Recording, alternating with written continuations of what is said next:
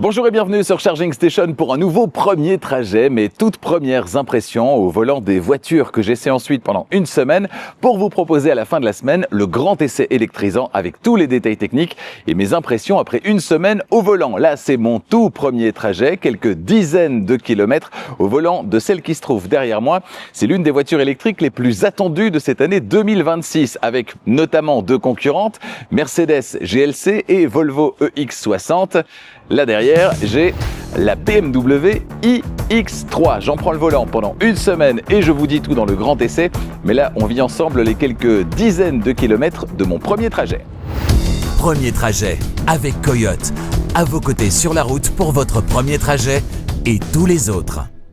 Cette voiture, on l'a déjà beaucoup vue sur Internet notamment, mais je trouve qu'il faut la voir en vrai pour en déceler tous les contours et tous les secrets du point de vue du design en tout cas. On a arrêté la surenchère au niveau des calandres du double haricot chez BMW.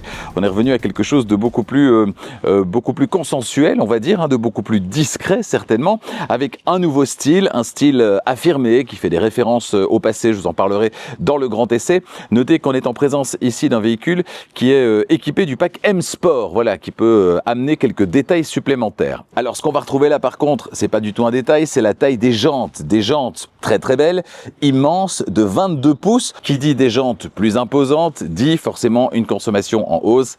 On sera dans les 700 et quelques kilomètres. Pour savoir combien exactement, rendez-vous dans le grand essai. Bon, qu'est-ce que vous en pensez? Au niveau de la face avant, moi je suis plutôt conquis. À l'arrière par contre, j'ai un peu plus de mal. Oui, à l'arrière, les feux, je les trouve un peu trop massifs. Dites-moi ce que vous en pensez dans les commentaires. Notez que sur le Mercedes GLC, c'est à peu près la même histoire, des feux arrière qui sont très massifs. On va dire que c'est donc la tendance actuelle. Au niveau du toit, je ne sais pas si ça passe vraiment bien dans la vidéo, mais on a cette chute de toit qui est assez marquée, assez bombée, qui est assez caractéristique sur cette voiture. Et puis, vu de trois quarts arrière, voilà ce que ça donne, avec des ailes bien galbées, histoire d'asseoir la voiture sur la route. C'est le cas notamment ici, on le voit, avec des passages de roues qui sont assez marqués.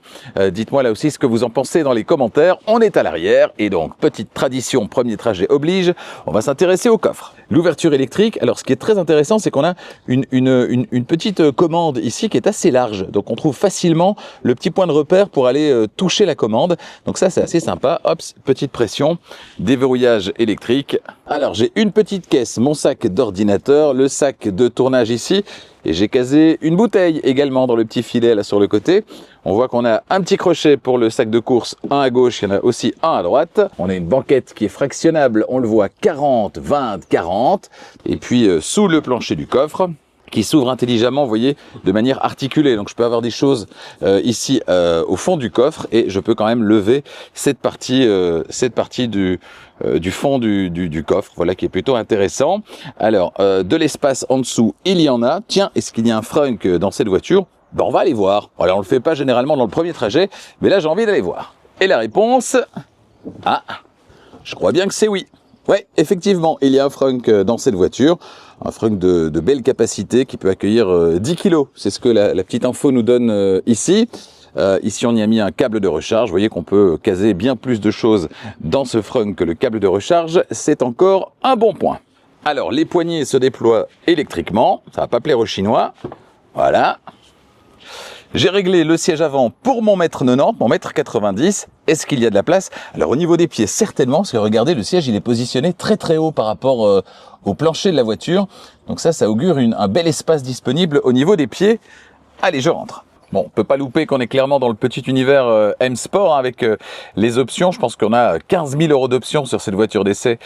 C'est pas rien. Je vous détaillerai tout ça dans le grand essai. Ici, on voit ce qui se passe à l'avant. On ira dans un instant. Ensuite, de la place pour les genoux. Vous voyez que je n'en manque pas. Pas de souci, il y a beaucoup de place sur cette voiture. Voilà, je pourrais dire que j'ai pas vraiment les cuisses qui reposent de manière confortable sur la banquette arrière. Ça, c'est peut-être un petit peu dommage. Bon, si vous êtes moins grand que moi, évidemment, ça ne posera pas de problème. Au niveau des pieds, comme je l'avais imaginé, il n'y a pas de souci. On a un plancher qui est parfaitement plat. On a ici des petites connectiques, 2 prises USB-C. Et on a au-dessus de la tête un grand toit vitré, voilà, qui est très agréable. Cet intérieur est très agréable, mais évidemment, ce qui fait l'originalité de cet intérieur se situe là-bas, à savoir le panoramic view, c'est-à-dire cet affichage au pied du pare-brise Et ça, j'ai vraiment hâte de l'essayer. Au niveau de la qualité perçue, j'en ai entendu dire « Ah là là, du tissu comme ça dans une BMW, ça fait pas très BMW ». Eh bien moi, au contraire, je trouve que ce mélange de matériaux avec des matériaux plus chaleureux comme ce tissu qu'on va retrouver ici, je trouve ça plutôt sympathique avec une espèce de suédine, je sais pas si c'est de l'Alcantara, en partie supérieure, bien sûr, c'est moussé également. Donc c'est très agréable. Et puis cet écran qui n'est pas rectangulaire du tout, hein. Vous voyez les coins coupés, il est irrégulier. C'est super original. Alors j'ai déjà un petit peu chipoté dans l'interface. L'interface a l'air super réactive, c'est super fluide. Au niveau des images, des textes, tout ça est très très fin. Donc c'est vraiment très très beau. Voilà. Et puis alors évidemment, il y a ceci. Alors je sais pas si ça passe bien en vidéo comme ça. Mais on a vraiment, alors d'abord avec ce bandeau, une sensation de largeur qui est impressionnante. Et puis on peut à peu près tout personnaliser. Alors, à première vue comme ça, j'ai pas trouvé de fonction où je suis tombé à la renverse en me disant « Waouh, ça c'est génial de l'avoir mis là ». Mais j'imagine que je vais devoir un petit peu rentrer dans les menus, voir un petit peu ce qu'on y trouve dans ces menus et comment personnaliser tout ça. Et je vous dirai dans le grand essai ce que j'en pense au terme d'une semaine d'utilisation. Volant, là je suis un petit peu moins convaincu par ces touches ici, des touches à retour haptique. Voilà, ça je suis un peu moins convaincu et je verrai à l'usage parce qu'il y a l'air d'y avoir beaucoup de fonctions. Je verrai à l'usage si c'est vraiment pratique et je vous en parlerai également dans le grand essai. Ah, on a rajouté un petit M ici, ils en ont mis vraiment partout. Réglage des sièges ici sur la portière. Installation Harman Kardon dans cette voiture d'essai et possibilité de recharger 2 téléphones ici, les porte-gobelets, la commande de sens de marche et des sièges qui sont ma foi extrêmement sympathiques. Tiens, cette voiture elle est carrément toute neuve, regardez, il reste même un petit plastique. Voilà, me voici installé dans cette BMW iX3. Je suis très excité à l'idée de rouler avec cette voiture pendant une semaine. C'est l'une des nouveautés que j'attendais le plus avec la plus grande impatience en ce début d'année 2026 et j'espère ne pas être déçu. Alors, j'ai connecté mon téléphone sans fil évidemment avec Apple CarPlay. La distance pour ce premier trajet, 79 km, 79 km. De quoi tester pas mal de paramètres, vérifier si au niveau de l'ergonomie, ça le fait toujours. On sait que chez BMW, l'ergonomie, elle est toujours très très bien étudiée, notamment pour couper les bips de survitesse, la conduite à une pédale également. Je l'espère en tout cas sur cette première voiture de cette nouvelle génération de véhicules 100% électriques de BMW, les BMW Neue Klasse. Voilà, je ne sais pas si on prononce comme ça. La prochaine d'ailleurs, ce sera la berline, la i3, et elle est annoncée pour là tout bientôt, donc on va bientôt la découvrir. Bon. Allez, c'est parti. Je suis sur... alors, j'ai D et B. Et d'emblée, j'ai constaté que B, on obtient l'arrêt complet. Donc déjà, on est sûr que la conduite à une pédale est super bien calibrée. Et c'est déjà une très très bonne nouvelle. Premier ralentisseur. Ça passe nickel. Voilà, le volant est très très doux. C'est très agréable. On est positionné évidemment plutôt haut. Ah, la position de conduite est vraiment bien. Bon, les sièges, j'imagine, sont optionnels puisqu'on est sur un intérieur M Sport. Mais je détaillerai tout ça dans le grand essai, évidemment. Direction très douce, mais j'imagine que là aussi, on peut la durcir. Tout ça aussi, je détaillerai dans le grand essai. Allez, c'est parti. Elle est vraiment hyper douce. C'est vraiment... Je pourrais tourner le volant avec le petit doigt. C'est parti. Première accélération. Alors en fait, on a 3 niveaux de lecture. On a l'écran d'infodivertissement. On n'a pas d'écran instrument derrière le volant, mais on a ce bandeau écran. Et puis on a cet affichage tête haute plus traditionnel. Et donc en fait, le fait d'avoir remplacé l'écran instrument par un méga bandeau en dessous du pare-brise, ça marque bien ces 3 niveaux de lecture quand on est au volant. Ici et là. Et tout à l'heure, je chipotais un peu sur les boutons et naturellement, je pensais que tout ça allait réagir sur l'écran d'infodivertissement. Et en fait, non, ça réagissait dans le bandeau. Donc, c'est vraiment une habitude à prendre. C'est un nouvel espace dans lequel on va retrouver des informations. Alors, première version disponible, il y aura dans le courant de cette année une version à 2 roues motrices qui sera plus accessible, moins puissante. Ici, on est sur une version très haut de gamme, à 4 roues motrices, c'est la version de lancement, plus de 450 chevaux. Je vous expliquerai tout ça dans le grand essai. Mais donc voilà, version très haut de gamme pour cette version de lancement, avec en plus 15 000 € d'options. Je peux vous dire que je suis pas mal. Alors, un feu rouge, l'occasion de tester le calibrage de la conduite à une pédale. Ici, j'ai une camionnette juste devant. Voilà, je lève le pied et très naturellement, je trouve la meilleure manière d'obtenir l'arrêt complet. C'est hyper doux, hein. Alors, est-ce qu'on a un petit bond en avant? Non, pas du tout. Voilà, redémarrage très fluide. Quand on sort de l'arrêt complet, on a parfois un petit bond en avant, ce qui est parfois désagréable, certainement quand on fait des manœuvres, hein, quand on n'a pas beaucoup de place et que chaque fois pour quitter l'auto-hold, il y a un petit bond en avant ou en arrière. C'est pas très agréable et pas très rassurant. Tiens, on peut activer la conduite assistée également. Je vais pouvoir le faire sur quelques centaines de mètres là avant de rejoindre l'autoroute. Alors, normalement, j'imagine, c'est sur la partie de gauche du volant ici, hein, puisque c'est le seul bouton qui est lumineux. Donc, allons-y. Assisted driving activé. OK. Alors, est-ce qu'on a un volant capacitif? J'imagine que oui, évidemment, on va quand même vérifier. Je lâche le volant, c'est à ne pas faire. Voilà, elle me demande de remettre les mains sur le volant. J'effleure le volant et l'alerte disparaît. Donc, ça veut dire qu'on a un volant capacitif. Donc, même sans appliquer de force au niveau du volant, eh bien, la voiture, elle sait que vous êtes là. Et donc, elle ne va pas vous rappeler à l'ordre quand vous la laissez gérer la conduite assistée, c'est-à-dire le régulateur de vitesse adaptatif et le centrage sur la voie de circulation. Jusque-là, franchement, c'est un sans faute. C'est un régal à utiliser. C'est un sans faute. Voilà, petit feu rouge avant de monter sur l'autoroute. La conduite assistée fonctionne particulièrement bien. Les adaptations sont hyper douces. Donc ça, c'est très agréable. Je pense à celles et ceux qui peut-être doivent affronter les embouteillages tous les jours. Et une fois que vous êtes dans cette voiture avec la conduite assistée activée et cette douceur dans les réactions, franchement, c'est hyper agréable. Là, je viens de passer sur un revêtement un petit peu dégradé. Du coup, je pense bruit de roulement, bruit aérodynamique. Là, je suis à 90 km/h, 90 km/h. Je vais d'ailleurs sortir de l'autoroute ici pour échapper aux embouteillages. C'est ce que me dit Waze. Et jusque-là, alors c'est pas la plus silencieuse, mais en même temps, je rappelle qu'on est sur des jantes de 22 pouces et que là, j'étais en plus sur un revêtement un petit peu granuleux. Donc, ceci expliquant peut-être cela. Alors, je viens d'avoir droit au petit bip de survitesse, parce que je n'étais pas tout à fait raccord avec la chute de la vitesse maximale autorisée dans la bretelle de sortie. Et donc, pour couper tout ça, je sais qu'il y a un bouton mute normalement sur le volant, mais je ne sais pas où il est sur ce nouveau volant. Et donc, je sais également qu'on peut régler ça ici, voilà. C'est simple, fonction réactivée lors du prochain trajet. Ça, c'est une obligation légale. Mais donc ici sur le côté, il y a des petites fonctions qui restent accessibles, qui sont un peu cachées en fait quand j'ai ma main sur le volant. Je vois pas la partie de gauche ici, mais quand il faut aller chercher une info, c'est très bien de l'avoir là. Il y a aussi le maintien dans la voie que je peux désactiver là, mais voilà, je n'ai pas envie de le désactiver, ça fonctionne vraiment bien. Je suis arrêté à un nouveau feu rouge et là je me dis du coup je vais un petit peu chipoter avec la partie de droite du volant et j'ai effectivement accès aux différents réglages de la partie centrale du Panoramic View, donc avec Personal, BMW Maps, soit Trip ou bien Dynamics. Dynamics, j'imagine, c'est le mode de conduite. Non, pas du tout.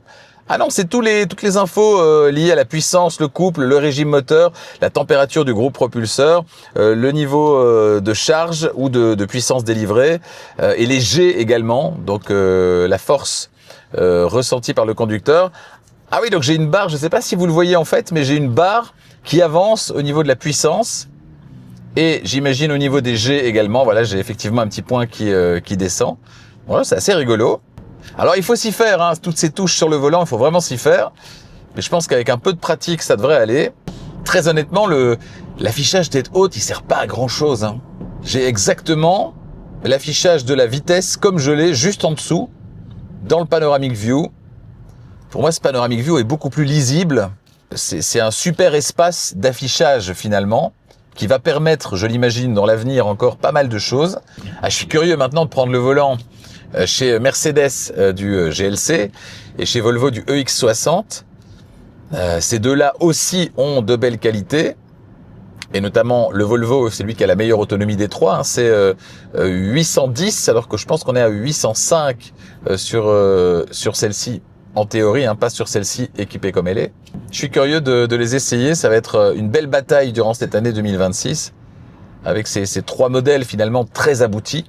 On a une belle visibilité vers l'arrière, c'est pas toujours le cas. Ici, les appuis-têtes sont relativement bas, et donc on voit très très bien ce qui se passe derrière dans le rétroviseur. Et alors, tout est réglé correctement. Et ça change la vie. C'est ça au quotidien qui doit vous inquiéter, hein. C'est est-ce que tout est bien réglé? Est-ce que cette voiture, vous allez vous battre avec pour couper les bips, pour la redresser quand elle vous renvoie violemment sur la bande, etc. Ou est-ce que tout va bien se passer, comme c'est le cas ici? Je viens de passer au-dessus d'un cours d'eau qui s'appelle la Zen. Zen, je suis en Flandre évidemment. Zen, c'est vraiment ce que je ressens là sur ces premiers kilomètres ou dizaines de kilomètres. Et là, je viens de rouler quelques dizaines de kilomètres sur autoroute et je peux vous dire que la conduite assistée est drôlement bien calibrée. Je pense que à ce stade, c'est sur le podium des conduites assistées aux réactions les plus douces. Et puis, j'ai checké dans le système d'infodivertissement et on a un système d'annulation de bruit au niveau de la tête dans cette voiture, ce qui veut dire que eh bien la voiture émet un bruit contraire à celui de la route, bruit de roulement notamment, histoire de contrer ce bruit et donc de l'annuler. C'est plutôt efficace, même si je trouve que, compte tenu du fait qu'en plus elle est équipée de ce système, c'est pas non plus la voiture la plus silencieuse, mais c'est franchement pas mal. Tiens, une question que je me pose, c'est par rapport à ce mode B, qui sera moi mon mode préféré. Est-ce qu'en quittant le véhicule et en revenant dans le véhicule, en tirant une fois le sélecteur de sens de marche vers l'arrière, est-ce que je serai en mode D, ce qui est généralement le cas? Et est-ce que je devrais donc tirer une deuxième fois pour obtenir le mode B? Ou est-ce que, comme le mode B était le dernier sélectionné, eh bien, il reviendra automatiquement? Ça, ce serait vraiment bien, mais j'ai bien peur que non. La réponse dans le grand essai. Bon, bientôt la fin de ce premier trajet déjà, je vais vous livrer mes premières conclusions. Alors d'abord, avant que je n'oublie, un petit point sur la consommation de ce premier trajet, sur à peu près 80 km. Eh bien, je suis à une moyenne tout pile de 20 kWh au 100. Je vais pas chercher à rouler de manière économique. Je me suis donc fait plaisir à 2-3 moments. Il y a eu des embouteillages, il y a eu des moments d'autoroute aussi, pas mal. Donc voilà, un parcours très très mixte finalement. 20 kWh au 100, c'est plutôt raisonnable. Et compte tenu de la taille de la batterie au-delà de 100 kWh, eh bien ça veut dire qu'on pourra parcourir 500 km dans ces conditions avec cette voiture. Et ça, c'est franchement pas mal du tout. On verra ce qu'il en est au terme de la semaine d'essai. Si cette moyenne a tendance à un petit peu augmenter ou un petit peu diminuer ou à se stabiliser autour des 20 kWh au 100. Mais voilà, c'est vraiment une voiture pour rouler. C'est une voiture en plus qui recharge vite. Et ça aussi, on le verra dans le grand essai avec une session de recharge pour de vrai, comme on dit. Alors, si je dois résumer les points positifs, les points négatifs. Allez, les points négatifs, je vais quand même trouver qu'elle est un poil bruyante, mais certainement parce qu'on est sur des grandes jantes sur cet exemplaire. Et donc, effectivement, ça sera pas la formule la plus silencieuse. Donc, c'est, me semble-t-il, un poil bruyant, certainement si on tient compte qu'on a normalement un système pour annuler les bruits. Également, les touches sur le volant, j'ai quand même un petit peu de mal à m'y faire. Alors au niveau du look, je trouve ça un petit peu kitsch. Et puis au niveau de l'ergonomie, je trouve pas ça super pratique. Alors on verra si après une semaine à tenir ce volant, eh bien je vais m'y faire, ou si définitivement c'est pas mon truc, eh bien ça vous le saurez dans le grand essai. Tout le reste, ou à peu près, ce sont des points extrêmement positifs. Alors le look. Bon, je suis pas fan de l'arrière, mais ça, à la limite, le look, peu importe, chacun se fera son petit avis. Pour le reste, le panoramic view, je trouve ça très très chouette, et je trouve d'ailleurs que ça supprime complètement le besoin d'avoir un affichage tête haute, et je suis certain qu'il y a moyen de faire plein de choses avec cet affichage et que ça va encore évoluer dans le temps, mais c'est vraiment une très très belle disposition, un bel endroit pour placer des informations, donc ça c'est vraiment top. Le confort est très très bon. On a un intérieur qui est valorisant, c'est très bien fini, c'est assez sobre, hein, il n'y a pas grand-chose, il n'y a pas beaucoup de boutons physiques, tout est bien agencé, mais on retrouve quand même l'esprit BMW, je trouve. Donc ça, c'est assez sympa. Il y a ce petit écran ce grand écran qui est, voilà, avec des coins qui sont coupés. C'est sympa également, avec des commandes ici directement disponibles, notamment pour couper l'alerte de survitesse. Donc voilà, l'ergonomie a été soignée, on a une bonne conduite à une pédale, un bon niveau de confort, un intérieur valorisant. Ça roule bien, il y a beaucoup de puissance, il y a du couple, les aides à la conduite fonctionnent bien, ça ne bip pas de manière inutile. Alors est-ce que ce sera toujours aussi positif au terme de la semaine? Bon, j'ai tendance pendant la semaine quand même à toujours trouver des petites choses qui ne vont pas. On verra si c'est le cas avec cette voiture également. Mais pour l'instant, voilà, un petit peu trop sonore et les touches sur le volant, je suis pas fan. Pour le reste, c'est que du bonheur. Espérons que ça dure. Merci d'avoir suivi ce premier trajet. N'hésitez pas, si vous le souhaitez, à partager cette vidéo. N'hésitez pas à mettre un petit pouce également. Ça aide à faire grandir la chaîne et ça ne coûte rien. Et puis, si vous n'êtes pas encore abonné à Charging Station, abonnez-vous. Et n'oubliez pas d'activer la clochette des notifications pour être prévenu dès qu'une nouvelle vidéo électrisante est disponible. La prochaine, ce sera le grand essai de cette BMW iX3. À bientôt!